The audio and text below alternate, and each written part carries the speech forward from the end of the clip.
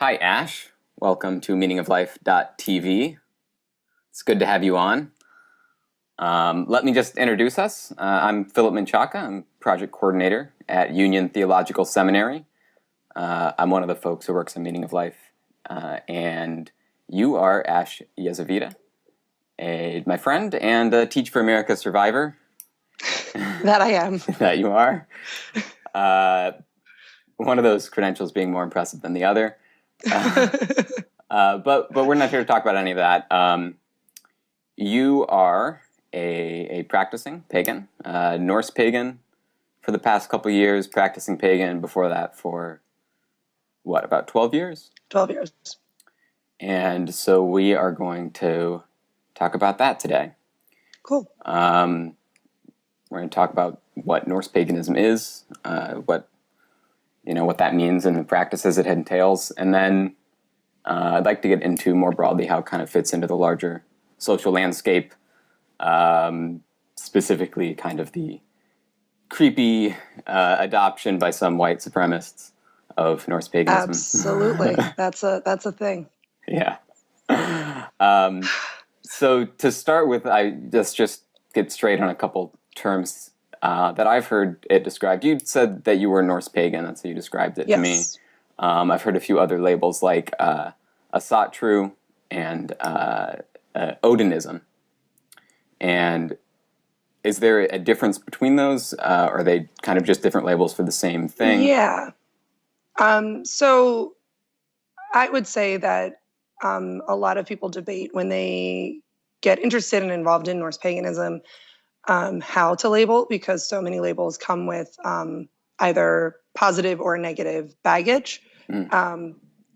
Odinism, for instance, is a great example. Very frequently, folks that when you first hear of Odinism, a lot of the adoptees of this branch, I guess you would say, come from a background of being pro-folkish, which would... Pro-folkish? Folkish, F-O-L-K? F-O-L-K, which is the idea that you need to have lineage from Nordic countries or Germanic countries to practice Norse paganism. So it is an exclusive, lineage. Yes, it's a racial, ethnic lineage or cut that says that you can practice. So if you don't have family from Germany or, the Netherlands, then you are not allowed to practice. Of course, what many people see is if you're generally white and maybe European, nobody questions it. Nobody is telling the Irish guy you're not allowed to practice. So Odinism has a lot of baggage. I have met one Odinist that is a follower of Odin, which is where the term comes from, and really fights against that label that Odinists are racist or Odinism is inherently pro-hate and pro-separatism. And she just sees it as kind of a reclaimed term that her, patron deity, I would use that term kind of loosely, but the deity that she focuses most on and most of her offerings are dedicated to is Odin. Okay. And that doesn't mean anything for her politics or anything like that. Asatru, again, it's the much more put together branch of Norse paganism. There's a lot of Norse pagans that are practicing on their own. I am not joined to any groups or affiliated with any groups. Asatru kind of wanted people to find others like them. So you can find Asatru gatherings and meet other Norse pagans. And then from that, a lot of times you have a little kind of group that you can go to, kind of how Wiccans have covens. Right. Not that they're like exclusively the same, but they'll do different rites and rituals together and kind of celebrate the calendar year together and things like that. They also have an entire, what's it called? Like a moral code called the 9 Noble Virtues. Oh, okay. That they then follow and apply to their practice. And that's not from antiquate, like it's not historically accurate, but it's taking these ideas and trying to create what would the 9 noble virtues be, or what would the doctrine of morale be in Viking times based on what we know. Okay. So there's that part. Asatru's a little more, I would say, put together. It's the organized side of things. Yeah. Okay. And then within Asatru, you have folks that are anti-hate, heathens, anti-discrimination. Anyone can join. They're called the Troth. I think they're wonderful. A wonderful group. There are definitely some debates for other Norse pagans with some of their practices, but that gets into a lot of spiritual focus on the gods and the role that the gods play. Like Loki is a very hot button issue in Norse paganism, and whether or not he can be worshipped as a god and invited and invoked and welcomed to ceremonies, or if because he's a chaotic god, he's not allowed there. So that's a big. Asatru says no. There are pagans who are Lokian, so they don't like Asatru, and so a lot of inner politics. Let's get into that a little bit about just kind of the foundational beliefs of this, and we're just so. I mean, from what you said, it's clear that there's, as with all kinds of labels, there's a lot of politics that goes along. Lots of politics. So we'll just stick with Norse paganism for now. That's what you identify as, correct? Yes. So we'll just stick with that.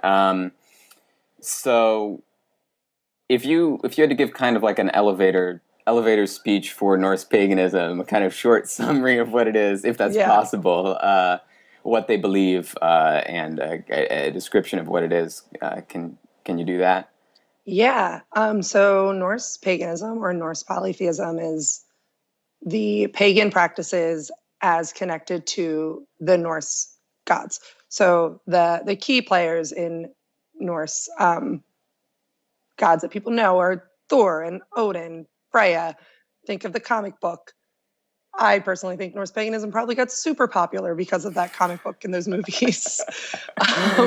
Hey, we all find faith somehow. And I think the core tenets,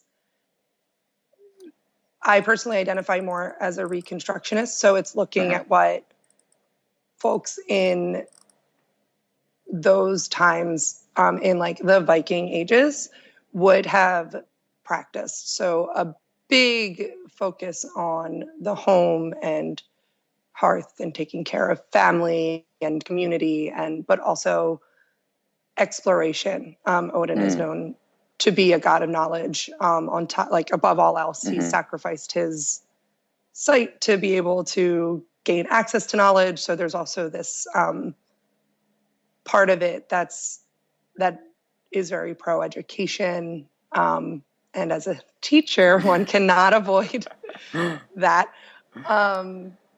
So yeah, the patron god of teachers.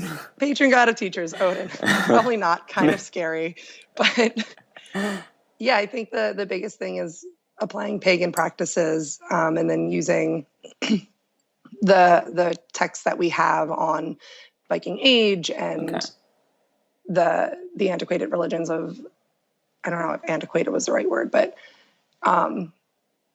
the land religions from Germany and that region. Okay. Which we are like focusing on 2 separate regions, but because Vikings are such a traveling group, they kind of like subsumed each other. Like there is a separation between Germanic paganism and Norse paganism, but that's getting into a lot of like really specific deities and like the diaspora of. So is there evidence in the historical texts, records that we have, these sources, that there was religious exchange between Germanic peoples and Vikings, for instance? Yeah, so there's definitely historical evidence of just the way in which the gods kind of took on each other in a way. I know that people explain it like with Greek and Roman very simply, like, oh, well, so-and-so is so-and-so. And of course there are like Artemis and Diana. And of course there are differences between that based on their cultural heritage, and just it was a different time, quite literally. But that is seen very heavily between Norse paganism and Germanic paganism, to where there's a lot of conversation on, oh, well, Freya and Frigga and Holly may very well all be the same goddess, just in a variety of forms, depending where you're finding the information. A lot of the records are also lost, and a lot of what we have about the religion, in terms of like the religion of the Vikings or the religion of that time, was rewritten by Christians hundreds of years later. So it's very confusing on what was true, what wasn't true. These translated texts, the Prose Edda, the Poetic Edda, were translated and pieced together by, you know, this really great historian, but also had his own background, being a Christian, like of Christian faith, and also like a practicing like monk. Yeah, that's interesting. You see this in other kinds of other religions that have been pieced together by Christians, for instance, like the Mesoamerican religions. It's very difficult to figure out what the actual practices and beliefs were, because a lot of it has been reinterpreted kind of in garbled ways through the missionaries. Right, and that I think is definitely the case for Norse paganism. And on top of it, in modern times, looking at the 1970s and on, when Norse paganism kind of became an option again, of course, people are going to have their own modern interpretations, regardless, because none of us truly know exactly what they meant. And when you're translating antiquated text, you just need to use whoever was brilliant enough to translate it and trust their translation skills. So there's a lot of faith going on here. Yeah, there's a whole lot of, we'll see what this means, and we'll interpret as needed. Okay, so it's explicitly a polytheistic, right? It's not. Yes. Okay, so it's not monaltristic, like where you acknowledge the existence of other gods, but worship only one. There's worship of. They kind of come as a package. Okay, and so who would the major gods be? Odin and Freya. You have Odin, Frigga. You have Heimdall. You have Freya. You have Thor, of course. You have Balder, Tyr. So they're in Norse paganism. The world of Norse paganism has two sects of gods, if you will, like two groups, the Vanir and the Aesir. And in modern translation, the easiest way is like there's the group of the fighting gods, and then there are the not fighting gods. And that's not actually the case, because Freya is in the group of the Vanir, which are supposed to be the friendlier gods, but she has first pick of the warrior dead. Before Odin even. She gets choice prime of the slain Viking dead. So even though she's in this group of the nice ones, that's not a clear separation. What do you mean by pick of? She like what's the idea? Is that if someone dies, then you get it taken up by a god? So a lot of people know of the myth or the mythos around Valhalla, right? So you die and you get to forever drink and fight and die in those fights, and then be reborn in this what people have translated to like Viking heaven, which is again this applying of like Christian ideology to something that was pre-Christian influence. So it's not really a great explanation. But there are a number of levels of what can happen to you when you die. You have Valhalla, which is seen over by Odin. You also have Freya's realm, and she will take her pick of the warriors that were slain in battle. So you have to, like, to get into there, you need to have certain qualification. You need to be a fighter. You need to be a warrior. You need to have died in battle. These are kind of like if these apply to you, either one of these gods are going to take their pick. And then you have a number of different possibilities then based on, the many people who are not a warrior. An interesting thing about the afterlife, I guess, of Norse paganism is also women who die in labor could get chosen by Freya to go into the warriors, like her warriors' hall. So the connection in terms of family and what is, what happens to you when you die if you die in birth as giving birth as a woman is something that's super interesting, not entirely fleshed out, but really fascinating. So I think a lot of research has been done, not from a Norse pagan standpoint, but from Icelandic historians and anthropologists kind of looking at what that means and how they viewed women in their society, positively, negatively, which I know, is fascinating in a way for any culture when you're trying to piece together, like, were women treated well? Were they not? What were the roles of women in society? But then you go all the way down to where you have Hel, and the goddess Hel runs over kind of her domain, which in some sense in the Christian view of hell, which if I'm not entirely wrong is where they pulled that term, the Christian term of hell came from. And Hela is a very odd connection. What came first? I'm not smart enough to know. I don't have that information. People have argued either way.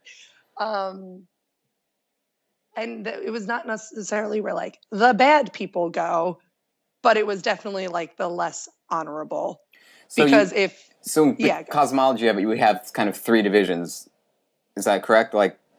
Christianity, to use a rough. There's more than three. Okay, but so there's Valhalla, which is kind of like the Norse gloriful, heaven, yes, honorable death. You go there. There's Earth, which is, I guess, the realm that we are currently in, as far as we know. And then there's we think. And then there's this hell realm. Yeah, so there's 9 realms. Oh, there's 9. Okay, so there's not 3. in Norse paganism, there's 9. You also get into the realm where the trolls are and where the giants are. These were cosmology, the evil people in the Thor film, right? Yeah, well, and it's so fascinating to me because the trolls or the giants are seen as the big bad guys, right? And that's kind of our oversimplified version. However, a number of the gods, both in the Vanir and the Aesir, actually have relationships and children with these giants. And so it's much more murky than good versus bad, because you have an entire cosmology where there are children from these giantess women. And even before the gods came, there are kind of the big unknowns before Odin showed up, which predate, how did the gods come about? These are the ways that the gods came about when the world was quite literally fire and ice, and there were giants. And I'm sure there's probably text about where the giants came from, but that's so lost. We don't have them. We don't have a lot of the cosmology. And even there's children of the gods that are either never named or we lost their names. So there's a lot of overemphasis on certain gods. A lot of people consider Odin to be one of the most important gods in Norse paganism. And in a lot of ways, he absolutely is. And I can completely understand that. And I have a lot of personal practice that goes into Odin. However, it might also just be that that's the text that survived, or the guy translating took a particular interest in Odin because he was a bearded, all-knowing father figure. And when you are that's familiar Christian, that might jive with you better than, another god that focuses on fertility, who could, and in terms of the statues that we found, Freyr, who is Freya's brother, he has as many statues and places of worship set up to him, like in finding things in the stone and in the ground. Mm-hmm. And he's not as emphasized because there's this, who would you rather pick? Like the all-knowing, intense father figure with magic and is the king of the gods, if you will. Mm-hmm. Or some guy that, he's a fertility god. He's like kind of important, But in Viking society, it may very well be that they were either both important or Odin was not considered important to everyone because he, as a warrior, he may be the god of the warrior Vikings, which are important in their society. But when you look at home and the way that women were viewed in the home, well, that would be Freyr's realm and Freya, and they might be as important as Odin, but that's not what we have on text, if you will. Okay. So you started to talk a little bit about like the creation of the world. So can we dive into that a little bit and we'll maybe take us through creation and then maybe later on we can touch on destruction. It's a lot. Right. Well, Ragnarok, everybody likes to talk about Ragnarok. It's so we'll definitely get to that. We'll definitely get to Ragnarok, but what's the kind of creation story in Norse Paganism? Fire and ice, giants and trolls, and kind of not creatures that, while magical and having influence in a magical way, were not considered necessarily intelligent, and they didn't look like people. And I find all of this super interesting in that there is a lot of emphasis on humankind or looking like a human. That's important in the story because there's a lot lost in how like the giants came to be. But pre-human, there were these giants and trolls. But pre-human, there's giants, there's trolls. They're not particularly intelligent, but they know magic. So there is some credence to power. And from a giant came Odin, like born out of a giant, kind of miraculously came like baby Odin. Okay. And baby Odin, who knows what happened when baby Odin was a baby, but quickly became, the Allfather. Okay. And that was when you saw the development of the actual veneer and the Aesir and the two pools of gods, and there's politics behind the pools of gods. But in terms of just a blanket, where did the world come from? In Norse paganism, you have one of Loki's four children. Loki has a lot of kids, and they're all kind of important. But one of his kids is the snake that eats its tail under the belly of the world and keeps the world. He's important in Ragnarok, I think. Doing the world things. So you have that.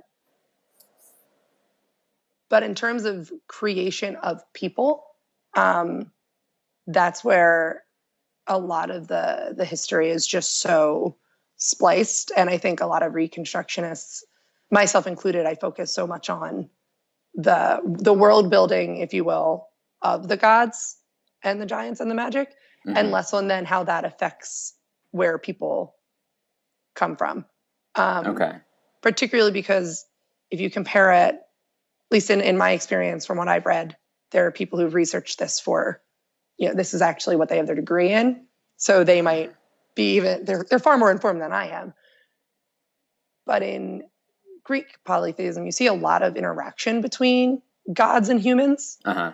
And in Norse polytheism, that's not as big of a theme. So the whole interaction of like, oh, well, I took up a wife that was a human mortal girl. Like, it may have happened in the stories, but most of the stories have been magic stays with magic and gods stay around gods and giants and trolls. And then there are people just doing their thing, honoring these gods. Okay. So living out their life. So for the contemporary Norse pagan, sort of creation is not really that important. Nope. The creation story. Okay. And honestly, a lot of Norse pagans, it's always interesting is a lot of Norse pagans are actually atheist in their day-to-day life. So this gets see to a point that I wanted to talk about. So are these gods literal? Are they literal? There are some Christians who literally believe there's a male bearded, rogue dude god up there floating out around, for us, floating around up in the clouds somewhere. Is that the idea that there's actually Odin up there? There's actually Thor and Loki. Do some Norse pagans have that idea? Do others think they're more metaphorical, like symbolic representations? Absolutely. The answer is yes to all regards. There's definitely a large number of pagans that see them as like trait-based influences. Like they don't actually believe that there's an Odin. Mm-hmm. But they do believe in the importance of knowledge or the importance of protection or whatever. So they put emphasis and stock and their focus into Odin because he represents those things. Not that he's actually some guy bestowing this wisdom, but because he's kind of an important figure and I want to show everybody that that's what I'm interested in. So Odin's the guy that I turn to. They just erected for the first time since literally the Viking times a statue of, I want to say it's Thor. But the head of the religious organization in Iceland said, like, well, we don't really believe that Thor was real. Like, we just believe that this is a way to live your life, and these are some principles that we want to follow. So the gods are kind of embodiments of principles that we want to follow. Then there are definitely people who do believe very strongly. So I guess that would be considered like a soft polytheism. Then there are hard polytheists, of which there are plenty, that do sincerely believe that there are these forces in the world, be it actual different realms that we just don't understand, or literally floating in the sky somewhere. And I think that it definitely all has a place. I personally consider myself one that, particularly because, and we can definitely talk about it if you'd like, I do practice like Norse-based like magical practices. Not very into the, I'm actually controlling something. But more like trance-like states, meditation, which a lot of people would consider a lot of Norse magic more meditative than anything else. It's inducing trance-like states through sound and music. There's a word, reconnaissance, maybe. There's a like using glass to make different pitches of sound and tonality and using that to induce like a meditative type state. That is those Norse pagans who practice a magic tend to use that as the magic that they practice, which is, again, more meditation than like what you would think of as Wiccans practicing spells and crafting. Not that doesn't happen at all, but I think a lot of people would separate so it's Norse not really pagans and the Aleister Crowley conception of magic, he's this big figure in paganism and magic, and he had this idea that magic was I think he said something like the changing of consciousness through will or something, or like something like that. It's not so much that you are actually creating effects in the world through some kind of supernatural magical process. Nope. Okay, and so these meditative states, are these in those meditative states? Are you focusing on particular gods as embodiments of these traits as a way to connect and reaffirm your connection to those values? I definitely do. I know a lot of different people will say that it's in those traits that's where they're going to do the reflection, and any kind of idea of communicating with gods will come through that. And that can mean, for a hard polytheist, like I'm sitting down and I'm having a conversation with Heimdall about what I need to do next, because he is like an all-seer figure in paganism, quite literally the guy that sits and protects the realm from intruders. And there's a idea of like, oh, well, I'm having a conversation versus I'm in those that trance, and I'm trying to embody those things that are important right now. So if I'm wondering about my home and what I should do next, either help build my home or, I don't know, relationship issue or whatever it could be, I'm going to sit and I'm going to go into this trance state, but also think about Frigga or Freya, either or. Many people find them quite literally interchangeable. And try to use that as the background of kind of do my best to focus the meditation instead of being like, oh, I'm just kind of thinking. If you have that idea in the back of your mind, then that can drive you into finding something more useful or focused on what you're actually going into this trance-like state for. If that makes sense. So like if I'm thinking about Frigga, who focuses on the home and the hearth, and my issue is how to best proceed with my family or family life, then that's going to help focus that meditation as opposed to just zoning out and not getting as much from it, because not that isn't incredibly useful for lots of people, but it's more targeted if I'm using that as a way to kind of, again, not communicate with a God, particularly if you don't believe that is something that one can even do, but direct what your focus is actually on in terms of the problem of like, I have this problem, I'm going to use this as my guide. And hopefully that directs my thoughts into like what would be the best course of action. Okay. So is this a kind of meditative practice? Is this a daily thing? Is this a daily thing that you do, or is it, and what does it look like? Yeah, so definitely not a daily thing for me. I am on the lazy side of woo and like magic, if you will. I do a lot of tarot and rune reading, but I find that as like a fun thing. A lot of people find that as a very serious part of their practice, and I kind of just see it as like, this is a thing that I picked up. It's kind of like a game, like, but I will do the more spiritual parts of the practice in a sit down meditative way, like dark room, some candles, maybe some incense, couple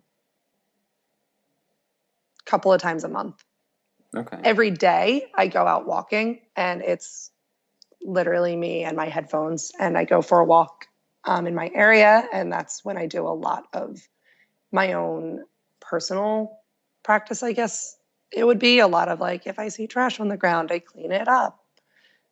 Volunteering, thinking of my students, like when I'm in the classroom.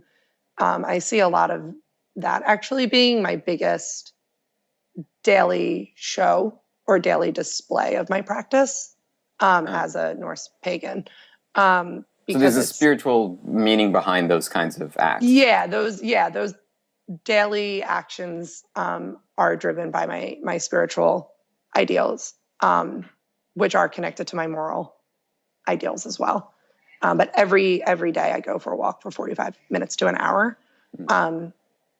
And it's in that time that I do a lot of, doesn't quite count as like meditation because I'm in awareness of my surroundings, but a lot of reflection on my faith and the local connection that my gods have to the city that I live in, and how that fits, particularly in terms of Germanic diaspora. I'm always fascinated by the fact that there is a Pennsylvania Dutch movement, and there's actually an entire movement dedicated to the Pennsylvania Dutch folk religions, which is really cool to me as like a point of interest and study, but also then kind of, it's such a silly example. It's a silly way to explain it, but the book American Gods by Neil Gaiman, the idea of bringing gods to modern America, which is a new place by and large for white people, and just what that means to bring old world gods into a new or modern context. So I do a lot of thoughts and reflection on that, and actually write an entire blog dedicated to that idea of the Norse gods in Philadelphia. Really? And okay. what that means. Oh, yeah, we can link to that if you want. Sure. So are there specific holidays associated with Norse paganism? Yeah. So Yule is the big one. Yule's the one that everyone knows. That's the one that Wicca borrowed from a lot of different old religions. Right. It's a kind of an Wicca's a amalgamation. whole syncretic thing on its own and very complicated. Yeah. But and Yule's the one that they took from like Norse paganism. A lot of Norse pagans do just follow the calendar of the wheel of the year, if you will. So they follow the Wiccan holidays. It's definitely the most established and the easiest way to follow a calendar. Interesting. So is that because people do that? A lot of the traditional Viking holidays we just don't know about, so that they've kind of hugely kind of just there's just a limited amount of information, and then yeah. on top of it, there's also a question of what holidays would look like, particularly because Vikings were such a movement-based people that how often were you establishing these holidays when you were constantly on the move? Like if you aren't established as a farmer culture, so many of those holidays in the wheel of the year focused on farming. And not to say that Vikings weren't farming, they absolutely were, but that is going to be less of an emphasis in your society if you're focused on seafaring. Okay. And just from like an anthropological standpoint, it would make sense that you wouldn't have huge major holidays dedicated to farming when farming wasn't your major source of development, industry, food, and that kind of thing. Because that's like the big thing with the wheel of the year. It's literally like, this is when you plant the seeds. This is when you dig up the things. This is when you harvest. This is like it's a harvest calendar to know when to take each step. And Yule's kind of the like, well, let's have a bonfire because it's real freaking cold. Okay, so let's talk a little bit about a few things with the remaining time. We'll talk about kind of how you came into this practice, and then we'll touch on Ragnarök, and then we'll talk kind of about the social context of this. So let's talk about how you learned about Norse paganism, why it appeals to you, how you came into this practice. Yeah, so I was very young when I first started finding books on like being a psychic, and literally found one in my library in elementary school. And so from that, I was just like, wow, I want to do this thing. Like, I want to be able to control these kind of things. And I mean, it's very silly, but it's essentially picking up like Harry Potter and being like, magic? And then finding out that there are people who actually do magic, and having that idea of like, whoa, I can be Harry Potter. Let's do this thing. So I found paganism through being interested in magic and fantasy, Lord of the Rings, and that kind of thing. And then most of what you find in a Borders or a Barnes and Noble is tied to Wicca. And it never really fit well with me. Never really wanted to do a coven thing. And so a lot of my pagan practice has just been focused on having my altar and honoring a variety of deities, originally Artemis and Freya, moving away from Artemis eventually, and focusing specifically on Norse paganism. Why Norse paganism? I went to Japan because for a while I was like, Shinto makes sense to me. I kind of dig this idea of spirits and honoring the land. Traditional Japanese religion, a lot of nature spirits and nature gods, that kind of thing. Exactly. And when I went to Japan, I focused a lot on going to shrines, both Shinto shrines and Buddhist temples. And while I absolutely had like this deep love and appreciation, I just kind of decided it wasn't going to be for me for a lot of reasons of just not understanding the context of Shinto as somebody that did not grow up in Japan. Not that you cannot be, Shinto and live elsewhere. You absolutely can. And there are thousands of people who do. But it just didn't fit right with me. I felt like there was a lot that I was missing, and my understanding wasn't going to be as deep. But in that year was when I kind of realized that spirituality was really important to me, and I wanted to actually refine my practice and figure out what fit instead of just kind of going through the motions and knowing like I kind of care, but I don't kind of care, and I'm kind of an atheist, but I'm not an atheist, and I don't know what all that means. And I wasn't really an angry atheist anymore. Like I had my time when I like hated Christians and I hated religion, but you've evolved since then. I've like come out of that. Thank God. I came out of that, and I basically took a number of years just trying to do research to see what fit and what worked, and that Norse paganism kind of fit and worked based on what I find most important in my own life. And so would you consider yourself a squishy atheist, or I don't want to apply labels to you, yeah, but I might be. I don't know. It's interesting because I definitely started as an atheist that kind of just took some pagan ideas and ran with it, which makes a lot of atheists really mad to say, because those new atheists have like some hardline opinions about how to practice atheism, which is ironic in and of itself.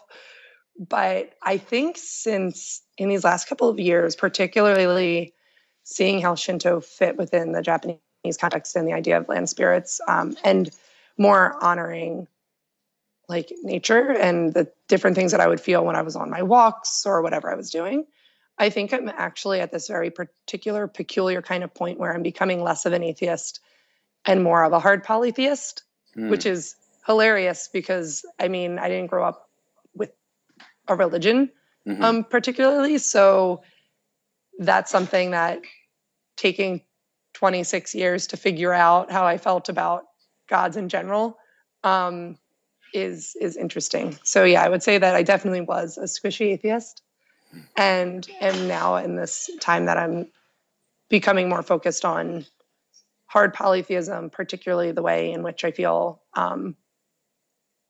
spirits and spiritual connections to local lands is something that fits well enough in my brain that I can actually see that being like a very real, tangible thing. When I've never actually had that experience before until very recently. Like the tangible, real part of spirits, particularly. Is the natural world a big part of Norse paganism in general, or is it just your particular practice? No, it's definitely a big part of Norse paganism and paganism in general. That's true, yeah. Just because, and not necessarily even in like an environmental aspect. If we connect Norse paganism back to Viking ages and like the reconstructive part of it, it's just understanding the natural world is inherently like and immensely important. If you're going onto the water into the ocean for months and days and having to know how to survive, and I feel like there's a deeper, like a kind of respect that Norse pagans had to have, because if a lot of the lore comes from, will Thor kill you or not by having a storm while you were out at sea. And that's like, obviously storms aren't caused by a god we know how storms are caused. However, this respect and reverence of nature is an important part of Norse paganism. And I think now, because of the modern view of paganism, is even more so emphasized than people in the practice, just because paganism is so frequently tied and connected to, environmentalism and, again, the wheel of the year. If you're a Norse pagan practicing the wheel of the year, you're thinking about nature in some regard, because your holidays are literally based on what the plants are doing and the seasons. So Okay. Well, I think the time has come. Ragnarok, what is it? Ragnarok's the end of the world. It is. Many people think that it is completely based on Loki. Loki is kind of seen as the Norse devil, if you will, which he is actually not in any regard. Norse paganism. The beauty I think a lot of people see in paganism is the fact that there is a balance, that chaos is a necessary part of life. And it's not that Christianity is absolved of that, but I think there's less of a hard line. Like, there's much more of a recognition that Loki is like completely necessary and considered like not the opposite of Odin by any means, but just a necessary part of life. Like, that chaos and not knowing what's going on and whatnot is important. So it exists and should be revered. Chaos. And yeah, it exists and it's part of what makes life. So as much as you want to think of knowledge as an immensely important part of life, or protecting your family is an immensely important part of life, so is shit happening that you didn't expect. That is a part of life for sure. And so in terms of Ragnarok, it's the destruction of the world, as some people would argue, caused by Loki and his kids. He has really wild kids. He's birthed a couple of them, which is super interesting in terms of gender and sex and sexuality in Norse paganism. Loki is a completely gender fluid. He morphs different genders all the time. Has been a mother.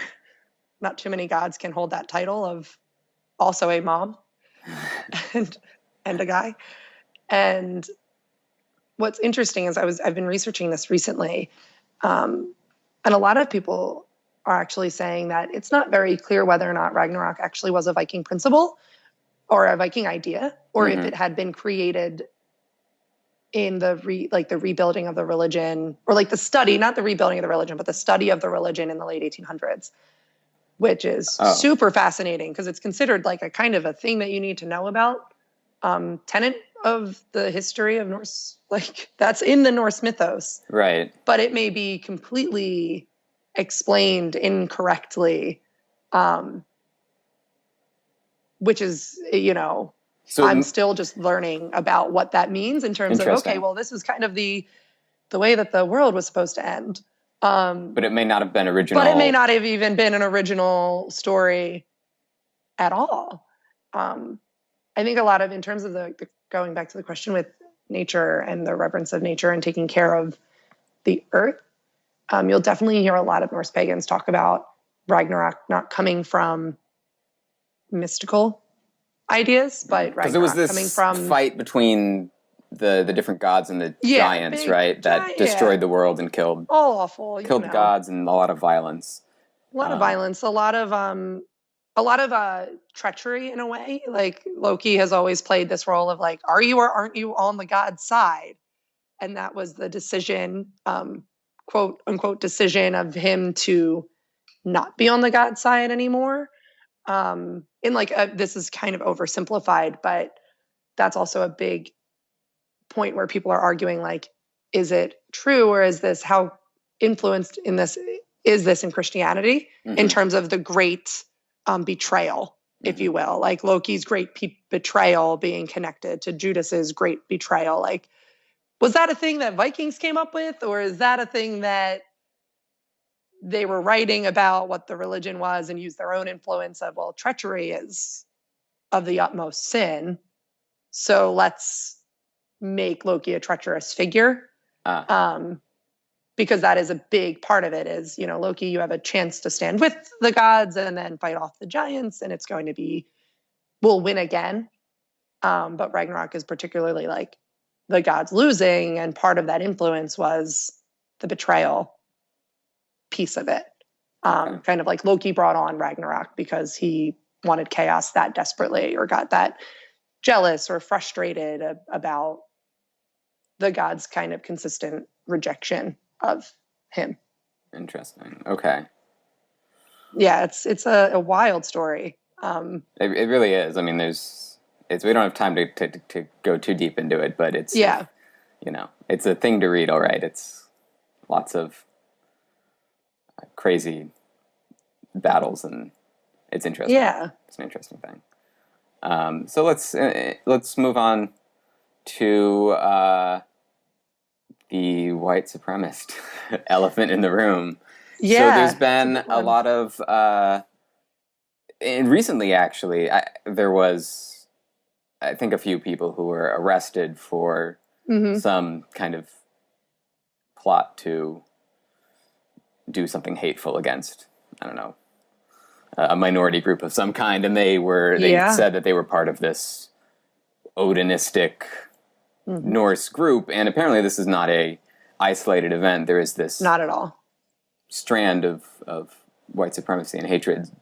So if we could just talk about that and where that came from, and why do you think that appeals to those absolutely kinds of people? So obviously Norse paganism comes from Nordic countries, and that it's tied to Germanic countries. There's actually a whole occultism of Nazism that is interesting, and very much also might not be 100% real. Like it is, there were Nazis that were occultists, but this whole like grand mythos of Nazis all secretly being like trying to bring back the old religion and the old ways is not at all, like Hitler was not trying to do that at all, and was not interested in that, and actually thought those people were crazy. So, when Hitler thinks you're crazy, you know you've gone off the rails. Right. So in the 60s and 70s, when Norse polytheism was really coming back in some kind of way, there actually was a big push of seeing what was happening in the 1910s and 1920s, 1930s Germany. And there was an entire movement dedicated to, it was Ariosophy, I think it's called. It's literally like Aryan philosophy, like some combination of that word. And it was mysticism and occultism, as tied to like prevailing the Aryan race. So there was mysticism happening connected to like these ideas of blood and right to practice these kind of faiths. In the 60s and 70s, when all of this was coming together, I think there was I mean, not that I have the history of gangs and white supremacy down by any means, but there was this idea that we're practicing this as the children of German people, like we're American, but you need to have blood ties to these lands or to these gods to be listened to and to be heard by the gods.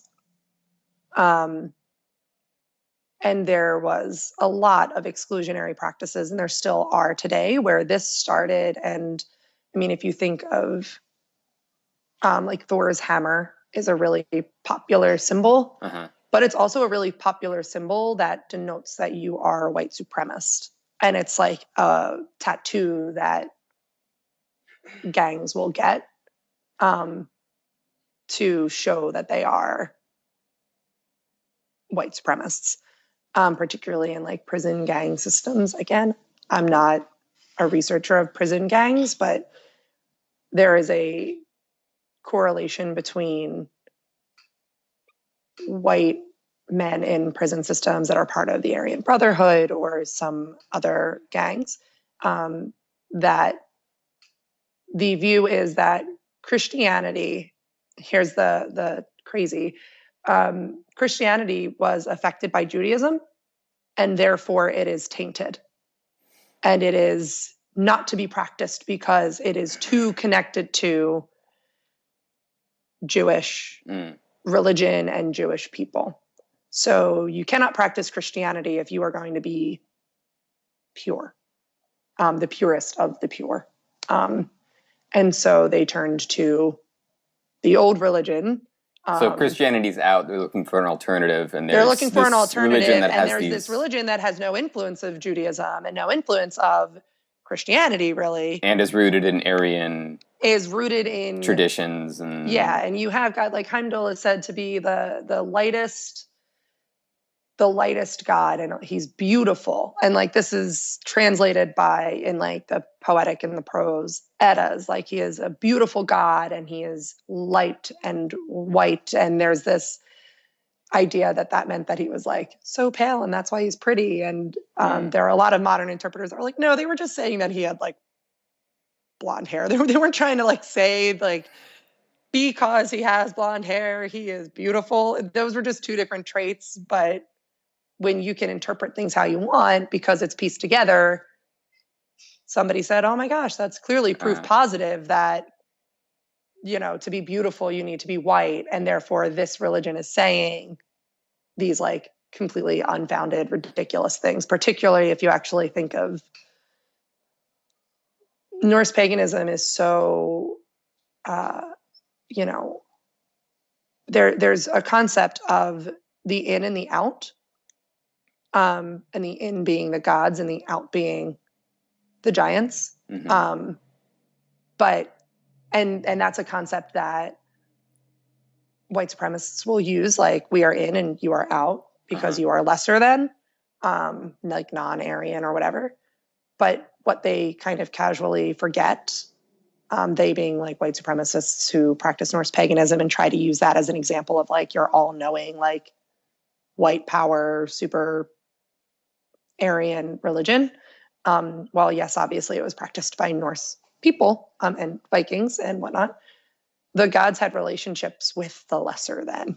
Like they had children with giants and fell in love with people unlike them who were not considered like perfect beings because they weren't gods. So there's this added, I think a lot of people who are vehemently like opposed to this like pro-hate heathenry kind of see the myths and they're like, this doesn't make sense that you can draw these conclusions because did we talk about Thor wearing a dress? Like, yes, he's a warrior, but he's also cross-dressed. And Freya got to choose her lovers and choose the slain. Like, she's not the perfect housewife. There is no goddess that is like a perfect demonstration of like housewifery. Like Frigga potentially had relations with a housemaid.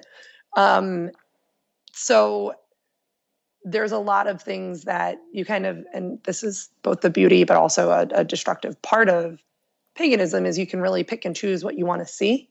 Yeah. So what's interesting about this, so one potential reason why it was adopted by these hate groups seems to be that because it's a Reconstructionist tradition and they're drawing on these fragmented sources, they were able to kind of construct a tradition that affirmed their hateful beliefs already. Hatred, exactly. That's exactly, you know, what it is.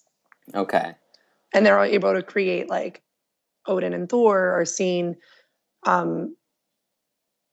you know, there's so many things that they would dislike. Like Odin chose to, you know, he's disabled, with the blind, the seer, and practices satyr, which is a female magic that is the fragmented sources we have. It's basically like a female magic that may have involved penetration of some kind.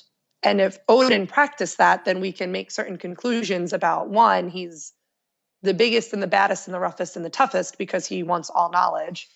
That includes this magic that is not for men, and yet he does it anyway because it's valuable to him. But they don't think of that. They just kind of see like, oh, well, he's a warrior god and he takes the slain from Valhalla. So they took that part of Odin the other part. And ignored all the other parts that are, you know, well, you know, he's also a disabled guy that practices lady magic that might involve certain things that you are very against. And we're going to ignore that part of Odin, which we actually have that on written record. Like you can't even make it up. Like so that is actually in the sources that we do have. Yeah, he is recovered he from. Practices satyr, And the development in our knowledge of Seder is very, very limited. But what we do have, we know it was a female-focused, female-centered magic practice. Mm-hmm. And there are some sources that kind of lead to like there was some sensuality to it of some way. But that's when it starts to really break down. Okay. But 100% a female practice, and 100% Odin is revered as a god because he practices this, despite it being, you know, a magic that men aren't really allowed to have the knowledge of. Okay. And he had been given the knowledge of. So just looking a little more broadly at pagan movements in general, to what extent do you think these, you know, paganism, a lot of this started coming up around the 1970s, kind of in parallel and in conversation with New Age movements. To what extent do you think that the paganism is kind of a reaction to mainstream religions that often reject the queer community? I mean, I know from my dealings with my limited dealings with paganism and pagan communities, oftentimes they are very open and friendly to people of all sexualities and genders. Do you see that as kind of because a lot of these mainstream religions, as they are sometimes practiced, are often hostile to queer community? Yeah, so I definitely think that's a huge part of it. I definitely think that's a huge part of why a lot of people turn to paganism, is because they had negative experiences with mainstream religions, usually Christianity. I think a lot of pagans, you see that in that, and I mean, probably a controversial statement, but I know a lot of pagans that really quite aren't over feeling frustration and anger towards Christianity. And in certain experiences, of course, it's your experience. I can understand that. In others, I'm, over like,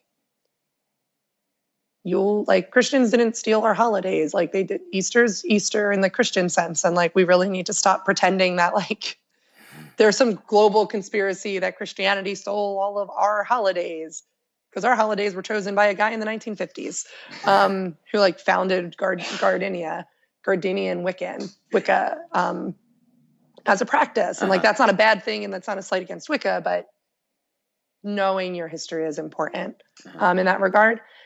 I think that what is interesting now is there is a development in terms of paganism where you start to see branches such as Norse Paganism, which there are folks that are vehemently pro whatever you need to make yourself happy, be it queer or different races, like whomever, join, it's great. Mm-hmm. Find what works for you. That's kind the of beauty of paganism. Openness. There's not a Bible that says what you need to do or whatever. You can pick what works for you and what doesn't. But there's also, there are differences like in terms of Wicca, which is just easy to talk about because it is so popularized. Right. A lot of people have heard of it. And there are branches of Wicca that are very vehemently anti-trans. And since this fertility symbols are a man and a woman, a lot of LGBT folk are kind of like, well, I need that to be a little different, because in Wicca, while yes, I get the whole man-woman thing, that's important to that faith, that kind of doesn't jive with what I find important. I don't find the great balance of like masculine and feminine energy to be the way in which the world works. And that is really a core tenet of Wicca.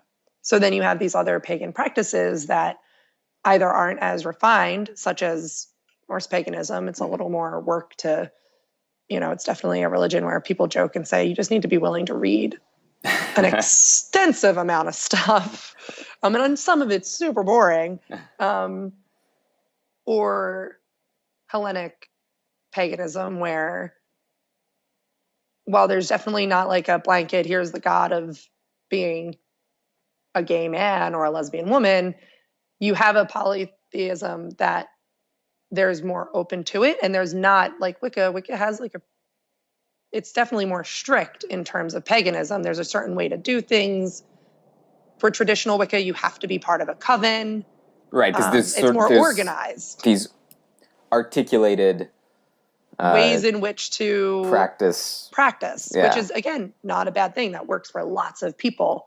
But for those that might need something different, the world of different, like Chemeticism, or like, which is Egyptian, like the focus on Egyptian gods, or Hellenic, which is Greek, Norse, you can do a little bit more because it's less organized, which is where you get a lot of eclectic type of pagans that piece together what they want. Or even Reconstructionists that are like, nope, this is what I follow. These are what I do. This is what they would have done. This is what I'm going to do. But are able to bend a little bit more because the rules just aren't there. Like, yeah, I'm sure there was not a law that said LGBT people were completely fine in Viking times, because there weren't terms for that in that way. Right. That existed. We know that existed, but there wasn't. It was conceived of differently. wasn't. It was conceived of differently. But we know that Loki is a gender shifting god, and that Odin practiced a magic only fit for women. So there was fluidity there that some people find very comfortable to have. Like, I know I definitely find those facets of the gods like important to highlight. And I researched a lot because I wanted to find a paganism that, or a polytheism that fit with certain things that I find and hold really valuable. And one of those things are that fluidity. And to even find a god that shifts genders was kind of like, oh my goodness, like, wow, like that's kind of cool, because there's only so many gods in the world that have ever done something like that. And the fact that it's written down in the stories and the history as being something that's kind of fundamental to like Loki's identity, as he has had children that then were fundamental in the way in which the world was formed and also then destroyed. If you follow the Ragnarök story, like that's really interesting to like note and to highlight. Yeah. So I think people that are looking for something different, this appeals to them. Find it. Yeah. Okay. So why don't we just wrap up with one final question here. So, you know, there's been a lot of terrible things in the news recently. And if there's kind of one teaching from Norse paganism, from your faith, that you could offer the world that would be useful, or that you think is important, what would it be?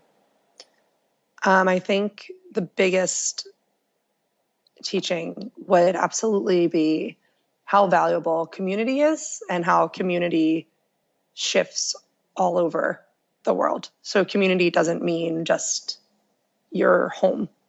It means everywhere really that you go and you bring with you. And I could only wish that if that was a more normalized idea, that a lot of these awful things could either be lessened, of course, or just that if you need to go somewhere to be safe, that your community is now the place that you are safe. So thinking of, you know, refugees. Refugees need to find safety, and that should be the utmost thought that I think, you know, the American people should have when wondering, like, should we or shouldn't we open border? There is really no question in my mind. And if people took that idea of community and applied it in practice, then I think there wouldn't be questions in anybody else's mind either, because it's where you're safe and where you're protected. And that doesn't mean I was born here, therefore this is what it is. So building communities wherever you are. Wherever you are. Good thing. And then moving around. Positive. That's not a bad thing. All right. That doesn't make it lesser or whatever. Well, thanks so much for coming on. Thank you. Yeah, it was great to have you, and maybe we'll talk again. Yeah, that'd be great. Yeah. All right. Thank you, Ash. Bye, Phil. Bye.